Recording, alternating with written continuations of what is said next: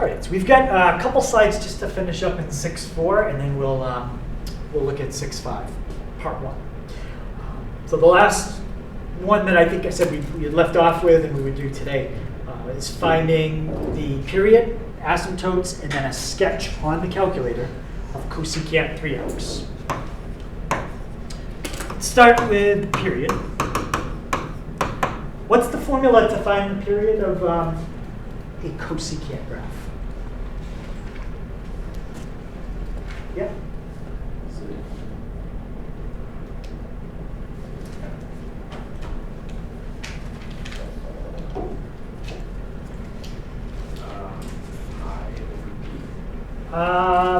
Pi over b is only used for the tangent and cotangent. So this one is the other one. We only have two choices. Yep. Is it 2 pi over b? 2 pi over b. Is b always going to be the absolute value? Is it always going to be absolute value of b? Yeah, because this period is measuring a distance, and distance should never be negative. So if this was a -3, we still would use a 3. Okay, don't ever give a negative value for distance. That's what period is. So 2 pi over 3. And asymptotes. How many asymptotes does cosecant have per cycle? Is it 1 or 2?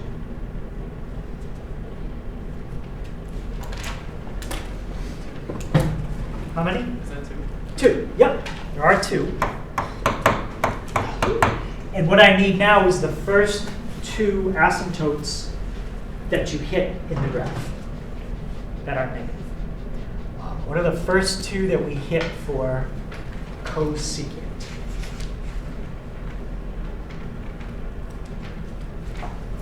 Yep. 0 and pi. Yep, 0 and pi. You can look that up from your table, and we talked about why it's 0 and pi yesterday. So we've got 0, we've got pi, but what do we have to set each of those asymptotes equal to? Yeah? We are going to use the period in our final answer. So in the final answer, you're going to have plus the period times n. 3x then? But what I'm looking for right now is setting them equal to the argument of 3x. Okay, but we will use the period in a little bit. In fact, if you want to write the period right now like that, you can. But we've got to figure out what goes before it. Okay, if you have an asymptote at 0 and you compress 0 3 times as much, because that's what the 3 is doing, it's a horizontal compression. What happens to 0 when you compress 0 3 times as much? It's still 0. 0 doesn't change. So there's your first one, 0. And what happens to pi if you compress that 3 times as much? Yeah. Right, solve for x. And the asymptote that was at pi is now pi over 3. And those are your 2 asymptotes. Technically, you don't need to write the 0, because adding 0 to something doesn't change it. So if you just put 2 pi over 3n and what I have on the bottom, that would be fine. Now, I want to graph it and show 2 cycles. One cycle is a U shape and an N shape. So 2 cycles should be 2 U shapes and 2 N shapes. Okay. How long is one cycle in this graph? What is it? No, one cycle of this graph is not 2 pi. Yeah. 2 pi over 3, yes. So the period of this graph is 2 pi over 3. How long would 2 cycles be?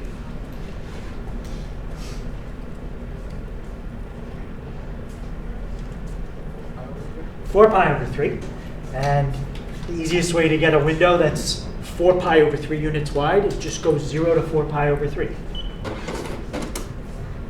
There's lots of windows you could use, but I think that's the easiest one to figure out. So we got our window all set. Let's put in the graph. Okay. Cosecant, don't have a button for it. So which trig function do I have to flip?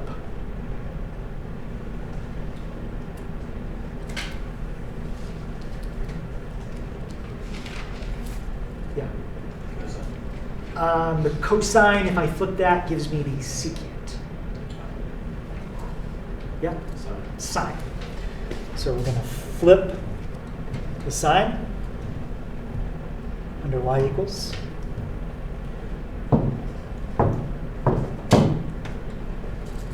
And put it in just like that. Okay, make sure we are in radians because everything we've done so far is radians. And remember, 2 U shapes, 2 N shapes. If we don't see that, then we didn't do the right window.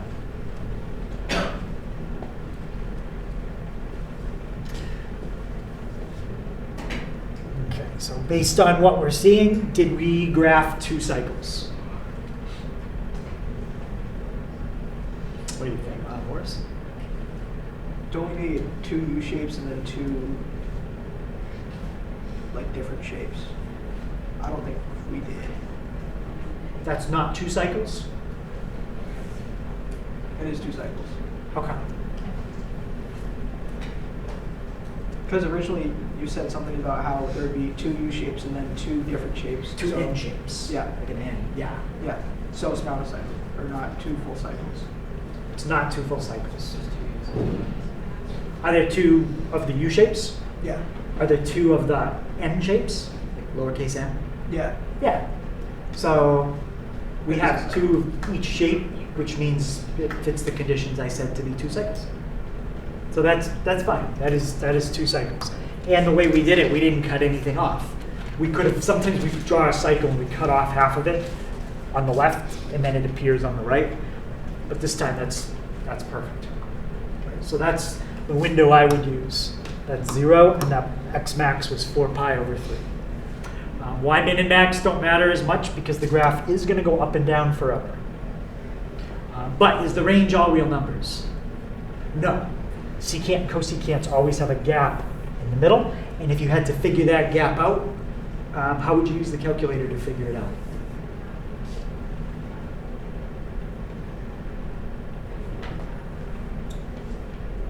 Yeah. Find the maximums and minimums. Yep. Find the minimums and maximums. And then you'll know where the gap is. And then you'd say the range is everything except the gap. Good. Right. So any questions on that one? Okay. So the last one we're going to look at is solving equations on the calculator, which is basically just finding some intersection points.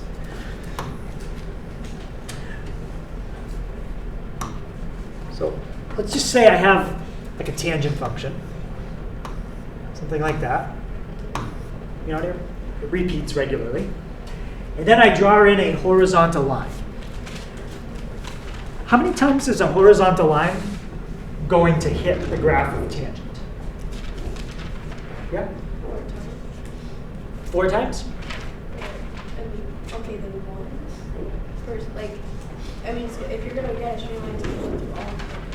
Yeah, I'm going to draw a line forever, and I'm going to draw the tangent function forever. So you can go through once, or it's gonna be forever. And times it's gonna be, All right. Anyone else have a thought of how many times that line and the tangent would cross? Remember, when I say the tangent, I don't just mean like a part of the tangent. I mean the entire graph of tangent. Looking at it forever. Yeah. You confused, so no.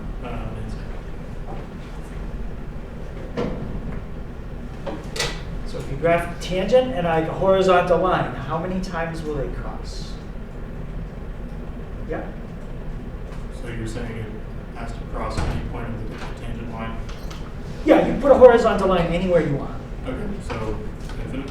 Infinite, right? Infinitely many times. So when you draw a tangent, this is not all of tangent, it's some of it. It's 4 sections of it. But remember, there's infinitely many sections. The horizontal line would hit every one of them. So if I ask you to write down all the places where the horizontal line hits the tangent, can you write them all down? Yeah, no, you can't write them all down. It's infinitely many. So how are you going to represent writing them all down? No, I don't think we haven't really used any infinity symbols in this lesson. Well, unless we describe the range, we do. But when we describe answers, we don't have an infinity symbol in the answer. Yep. Isn't that what the vertical asymptote function does? Kind of. Would we do something similar to that? We do the period Period n. times n, exactly. So when you want to find the answer to a trig function, you're basically going to find one answer and tell me the answer repeats. That's how you describe every answer.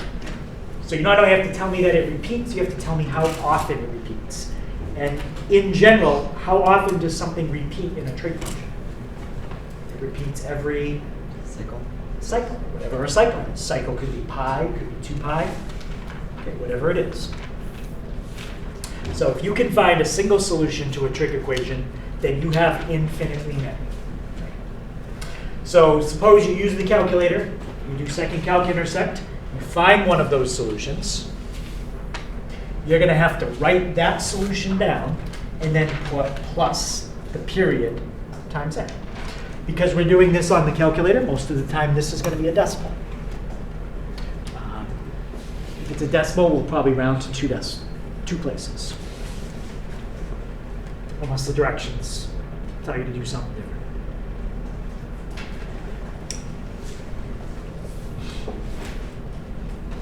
And remember, this is an integer. So get somebody had asked that question, well, couldn't you minus 2 to get answers before the answer you got instead of just adding to get ones after? Yes. If this was a negative number, then it would end up being the period subtracted instead of added.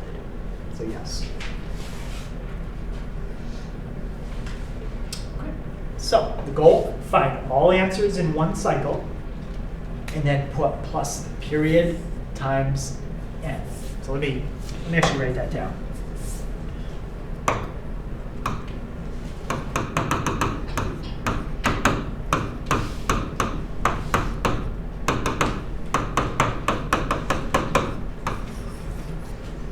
So when you do this, you want to make sure you set your window to just look at one cycle. If you look at more than one cycle, you're going to get confused because there's going to be more answers.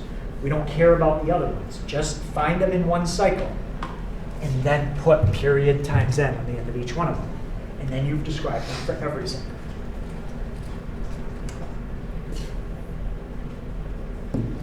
All right, so let's try this one. Cosecant x equals negative 1.6. What's going to go in y1?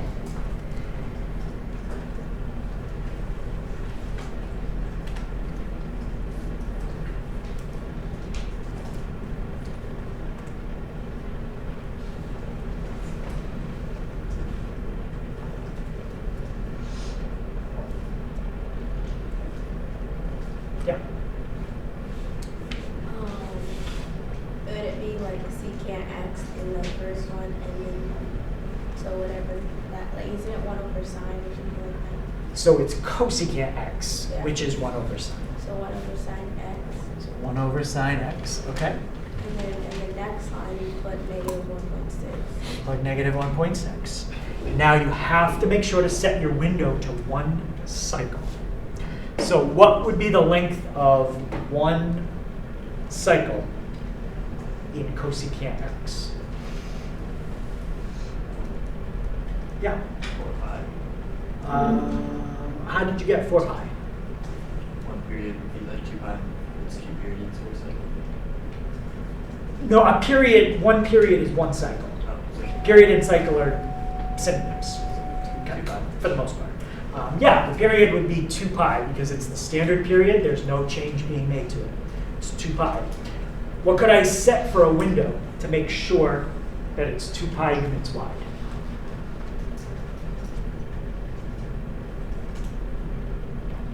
Yeah. 360. So now we're switching to degrees. We don't want to switch to degrees. I would stick in radians, even though the question doesn't really say that. I would stick with radians. Yep. Just be 2 pi. For what?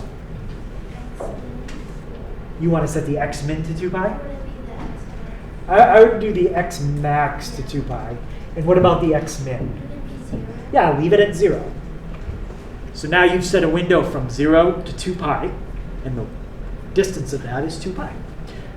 So if this is correct, you should see a U shape and an N shape. Maybe they're cut off, maybe they're not. They're not cut off. Okay, so now we can figure out how many answers do we get per cycle. I know there's infinitely many answers in general, but right now I'm just interested in how many per cycle. Yeah. Would it be 2? Yeah, there's 2. There's 2 answers per cycle. This one and that one. Let's start with the one on the left. How do we, how am I going to find that answer? Yeah? Calculate intersect. Okay, so do we calculate, intersect. I do have to move my cursor till it's on the part of the graph that I'm working with. I'm on the bottom part. So one of the answers is 3.82.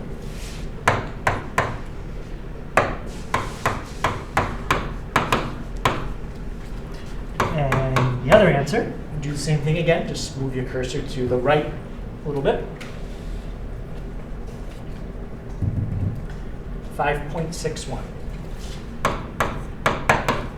Okay. Now, if that's what you put, you haven't done that. You've given me 2 answers. You haven't given me all of them. So,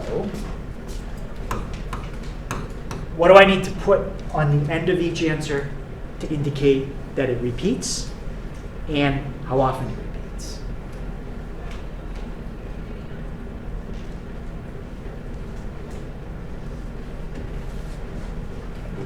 Yeah. Period end. And we need to fill in what the period is. Right. So we have to put plus 2 pi n on each one. Okay, so what that means is you can take the number 3.82 and you can add 2 pi to it or subtract 2 pi from it as many times as you want. And you'll keep finding this answer in all the different cycles. 5.61 is this answer, and adding and subtracting 2 pi gives you this one in all the different cycles that go left and right forever. Question on that? Yes? Will all of these questions have 2 answers? No. No, will not. So these are 2 different answers. They're separate. They have to be separate. Okay. Let's think about this one. Okay, tangent. Okay. So this time I'm going to put tangent in y1.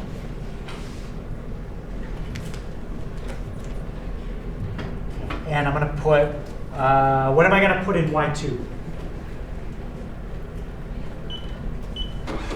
Yeah, 2.5. 2.5. And before I hit graph, what do I want to make sure that I do? Set your window. Yep, set the window. What's the period of tangent? What's its cycle of repeating?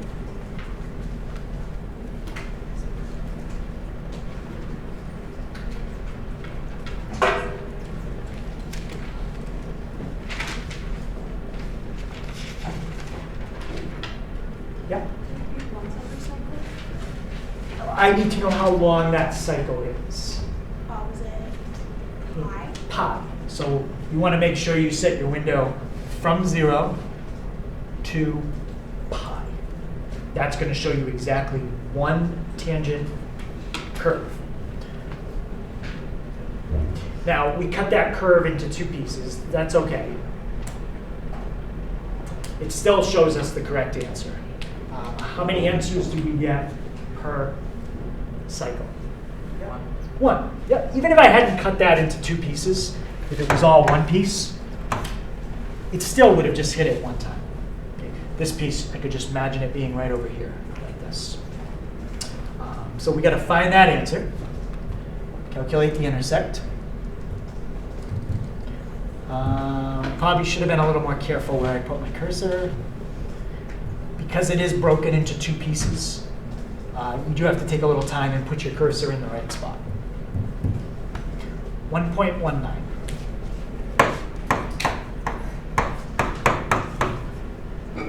And what do I have to put on that to satisfy that? Yep. Plus pi n. Plus pi n.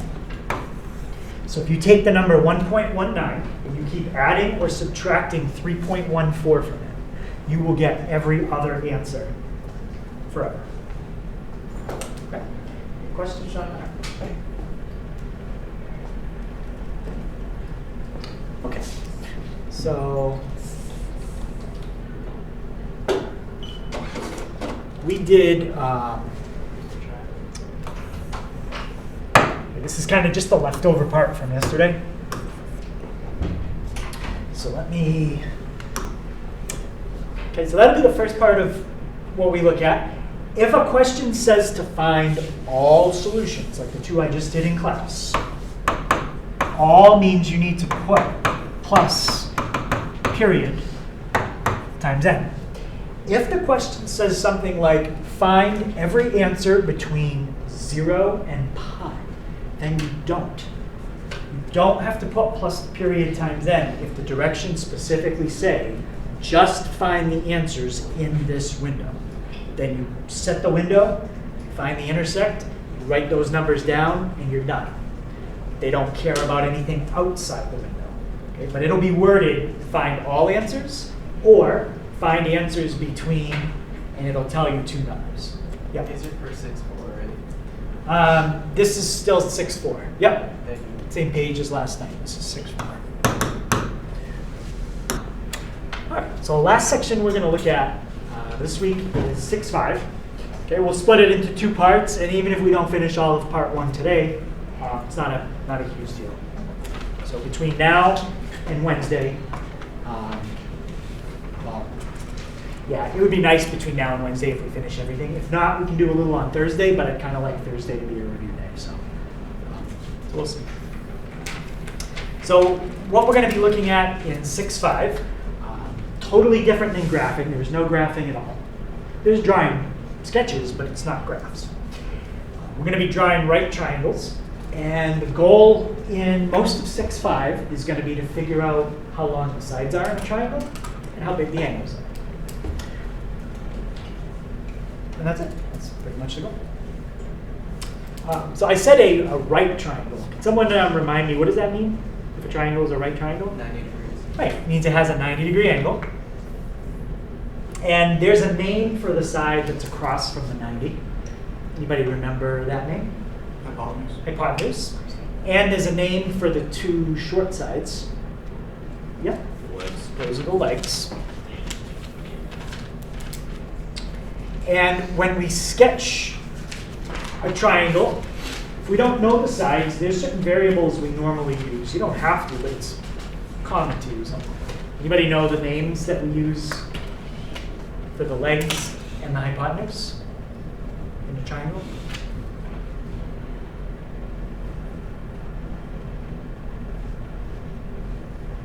Yeah. All three of them. So what would you name the two legs? Like a variable you said, right? Yes. A and B. Yep. A and B is normally what we use for the names of the legs. And what about for the name of the hypotenuse? Yep. C. Yep. So there's a diagram that represents everything that we just said. Remember, all the angles in a triangle have to add up to how much? How much? 180. Yep, they all add up to 180. And this angle right here is how much? 90. So that means this one and that one added together can't be bigger than 90. Right? If they were big, if this plus this added up to something bigger than 90, like let's say these two added up to 100. Well, if that was 100 and that was 90, that would mean it's 190. That's too big. Right? So that's why this angle right here has to be acute. Okay? And so does this one. If they weren't less than 90, it would not add up to 180. It would be too big. There's a theorem that we can use when we know 2 out of 3 of the sides in a triangle to find the third one. Does anybody remember the name of the theorem? Yep. Is it Pythagorean theorem? Pythagorean theorem. Yep. And what is the Pythagorean theorem? Using the labels that I have in this triangle. It's an equation. A squared plus b squared equals c squared. Right. A squared plus b squared equals c squared. The general idea is leg squared plus leg squared equals hypotenuse squared. If you don't call them A, B, and C, that's fine. You can call them D, E, F if you want. But you have to remember leg squared plus leg squared equals hypotenuse squared.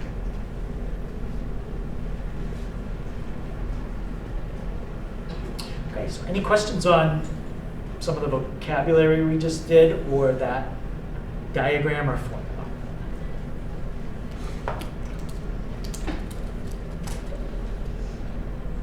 Okay. So we've looked at the 6 trig functions before. Sine, cosine, tangent, secant, cosecant, cotangent. But when we did them the first time, we did them on a unit circle. That's where you had to find a coordinate, x comma y. And then each trig function was a definition. Sine was y, cosine was x, tangent was y over x. That's looking at it from a unit circle perspective. We're going to look at it from a triangle perspective now. Same idea, it's just looking at it from a different way. The words that we're going to use in the definitions now are adjacent, hypotenuse, and opposite. So those are the 3.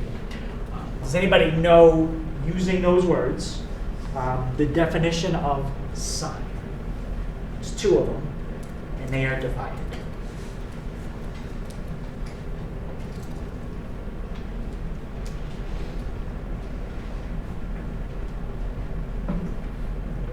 Remember that from geometry? No. No. So sine is the opposite divided by the hypotenuse.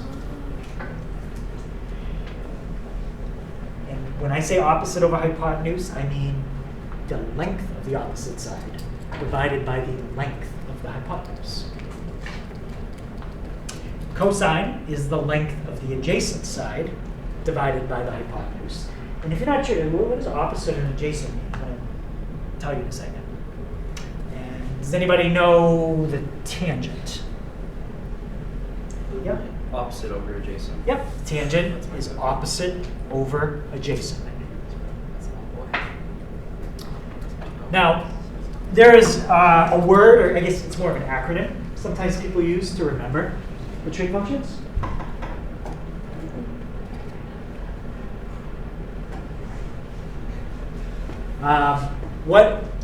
There's a word, does anybody know the word I'm thinking of to remember the trig functions? Yeah? I use SOHCAHTOA. Yep. Can you explain that? So basically, it's the first letter of like everything's like S is like sine, and then OH is opposite over hypotenuse. So it'd be like so, and then K is like follows the same structure. So C-A-H. Yep. And then T-O-A. So that's a trick that some people use to try to remember the first 3. SOHCAHTOA. One year when I asked the trick to remember them, somebody told me Sacagawea. No, she's not going to help. Might be the answer for other things, but not for this.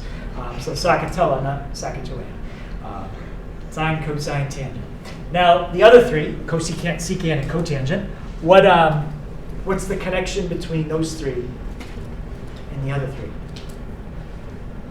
So just reciprocal, like you just looked at. The reciprocal. So cosecant is the reciprocal. What would be the formula for it? Hypotenuse over opposite. Yep, hypotenuse over opposite. And for secant? Hypotenuse over adjacent. Hypotenuse over adjacent. And what about cotangent?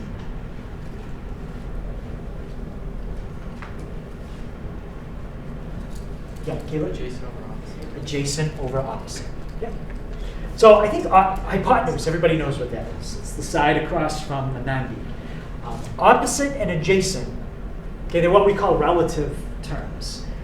It means that they are relative to a certain point of view. It's kind of like the words left and right. Okay, left and right are not the same for everybody just because you're in the same room. For me, left is the door. For you, left is the window because you're facing a different direction. So how do you determine the direction you face in a triangle? Well, they'll give you a triangle, and they'll mark one of the angles with a Greek letter, like theta. Theta is what we call the reference point. Everything is from that perspective. So opposite is if you were standing right here and looking out, it's the side that's furthest away. Adjacent is the side that's right next to you. That's not the hypotenuse. That's adjacent. Okay. What would happen if your point of reference was there? Your adjacent would be the vertical Yep. leg, and then your opposite would be the horizontal one. Yep. And your hypotenuse is the other one.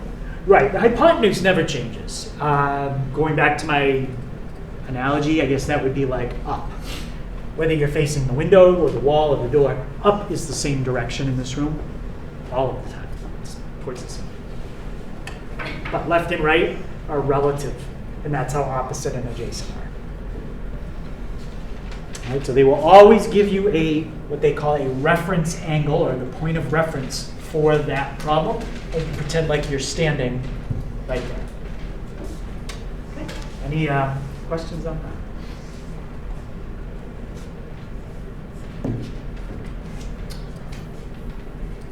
All right, so if we had two right triangles and they all had the same angles, like this.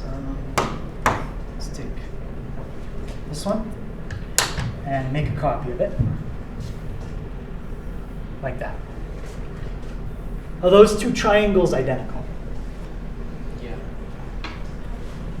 They're identical means every angle is the same, every side is the same.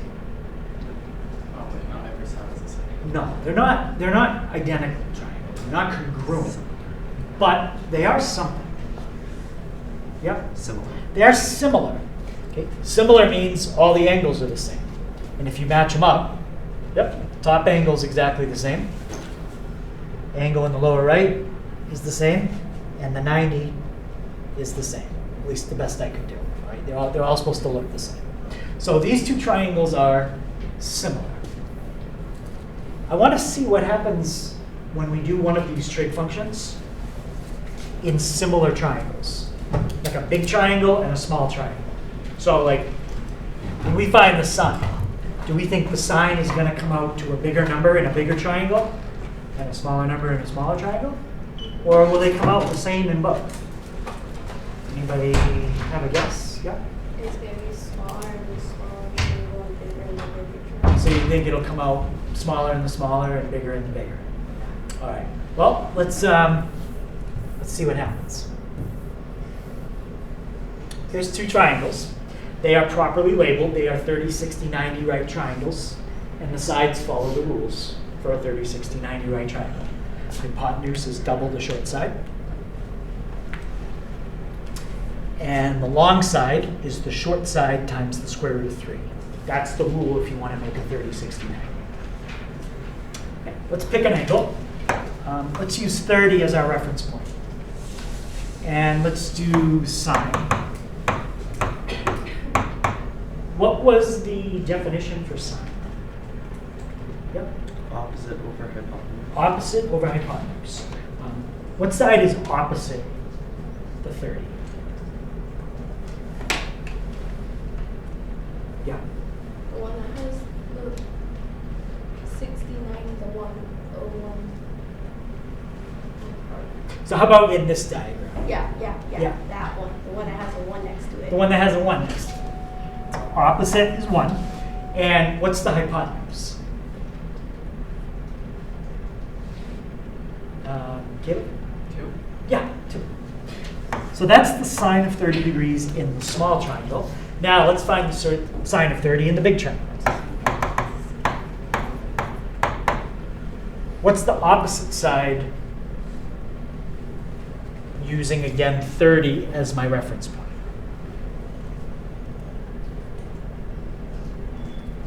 Yep. Opposite side is 2. And what's my hypotenuse? Yep. 4. And what does 2/4 reduce to? Reduces to what? 1/2. So what do you think about the sine of 30 degrees in the small triangle versus the big triangle? It's the same thing. In fact, anytime that you find the sine of 30 degrees, the answer will always be 1/2. It doesn't matter if you have a big triangle or a small triangle. The sine of an angle is always the same number, regardless of the size of the triangle.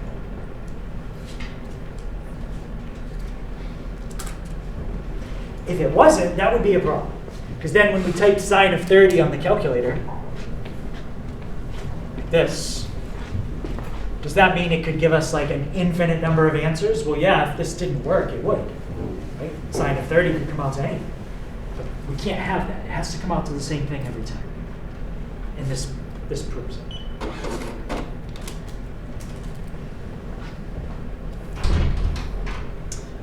All right, so let's take a look at this. Okay. How do we find all the trig functions in a triangle if I give you one of them? I'm going to do something like that. I'm going to tell you that the sine is 5/6. What if I really told you? If I tell you that the sine of an angle is 5/6, kind of break down that information and identify what have I given you? Yeah? That your hypotenuse is 6 and then your opposite side is 5. Right. I've given you information about the opposite side, and I've given you information about the hypotenuse. But what side haven't I given you any information about?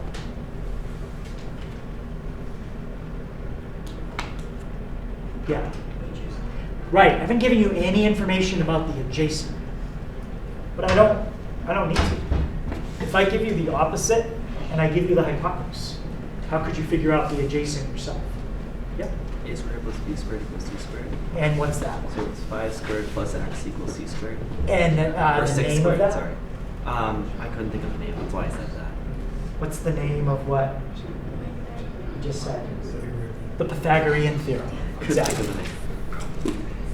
So that's what we just basically said. If you're given two of the sides, label the two sides that you're given in a diagram, make a diagram if that's helpful for you, and then use the Pythagorean theorem to figure out the side you don't know. Once you know all three sides, you can find any trig function that you want. So let's try that on this one. Okay, you need to mark your point of reference. It doesn't matter what angle you use as long as it's one of the acute angles. You can never use 90 as your reference point, ever. Don't do that. Okay, but you could use here, or you could use here, and you'll get the right answer in this problem. Let's use here. Now that I've picked that as my point of reference, the 5 and the 6 have definite spots they have to go. There's no more choice. Okay. Where does the 5 have to go in this triangle? Yep. Vertical side. The vertical side. And where does the 6 go? Yep. On the slant. Yep. The hypotenuse across from the 90. And we don't know this bottom side. So temporarily, we need to call it something. What could we call the bottom side? Preferably an English letter would be nice. A. Okay, so we'll call it A. And now, let's set up the Pythagorean theorem with what we have on the board. Anyone think that they can set up, actually, Jackie, you had already done the Pythagorean theorem. Mhm. Can you just tell it to me again with the letter A? 5 squared plus a squared equals c squared. Sorry, 6. I keep saying c. 5 squared plus a squared equals 6 squared. So square each of those. We get 25 plus a squared equals 36. What would we do next? Yeah. Subtract 25 and 36. Yep, subtract 25. And 36 minus 25 gives me 11. Yep. Okay, we don't quite have a, now we have a squared. What do we do to get a?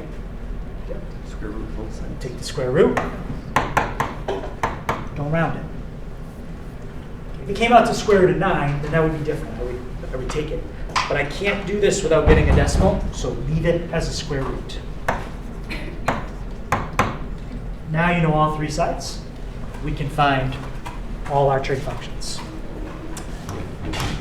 So let's start with sine. Well, that was given. What about cosine?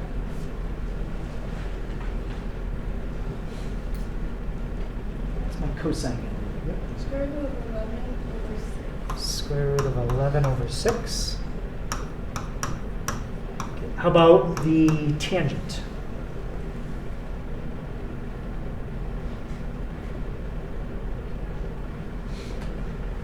Yeah. Is it 5 over the square root of 11?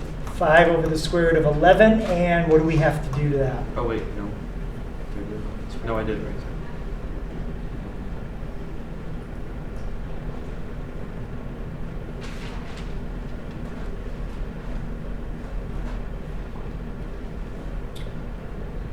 Is it because you can't have the square root on the bottom? We can't leave the square root in the bottom, no.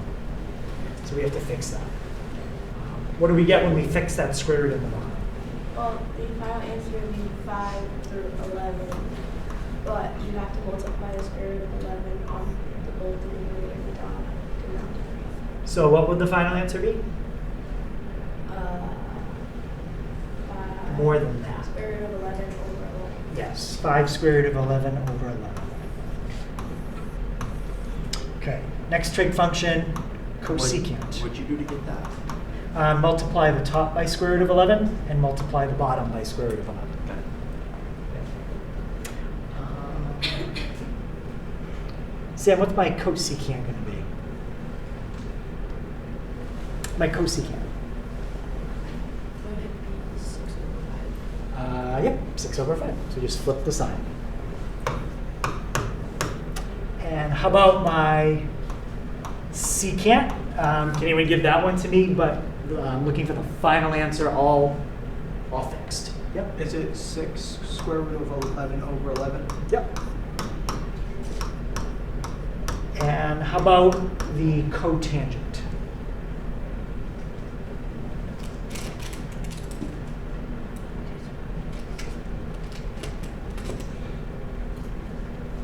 Yeah. Square root of 11 over 5. Yeah. I would just flip, since these two things are equal to each other, I wouldn't flip this one. Then the root goes back to the bottom. I'd flip this, then the root goes to the top. And you're done. So that's all 6 trig functions. So when you have a square root, yeah, it can be a little bit annoying when the root goes to the bottom, but we fix it and it's okay. Last one. How about this triangle with the 5 and the 12? Does anybody know what the hypotenuse is going to be?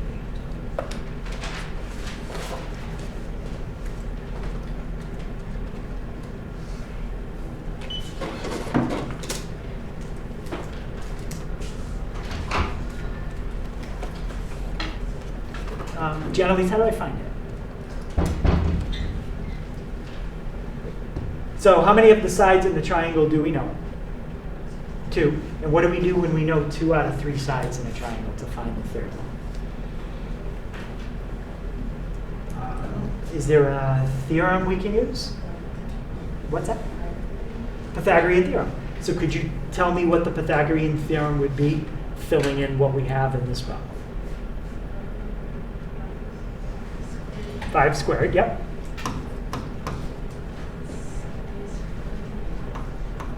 Plus, and what's the other leg? What's the other leg? 12. 12 squared. Yep. And what letter do we use over here? So A and B are reserved for these two. So we want to use C because that's the hypotenuse. And make sure we square it. What's 5 squared? It's 25. What about 12 squared? And what does that add up to? That adds up to 169. So what would C be?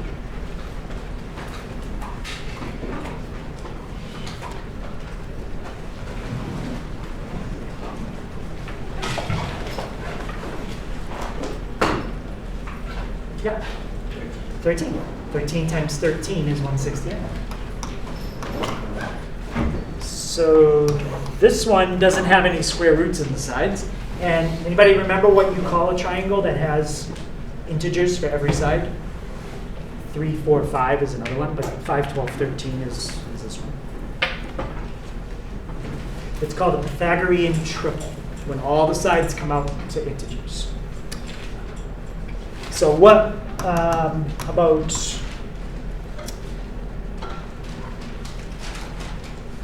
Nico, what would my sign be here? Sign would be 5, 13. Yep, 5 over 13, no roots, nothing we have to worry about. How about Nick, what would my cosine be?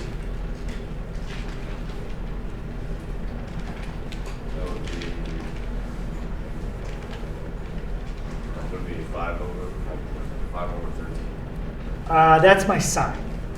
Would be 12 over 13. Say it again. 12 over 13. Yeah, 12 over 13. And lastly, what about my tangent?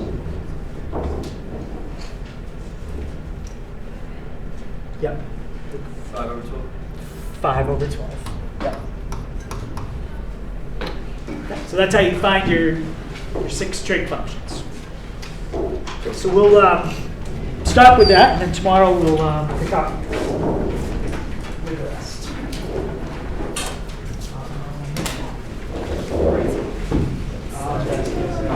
I have my meeting today.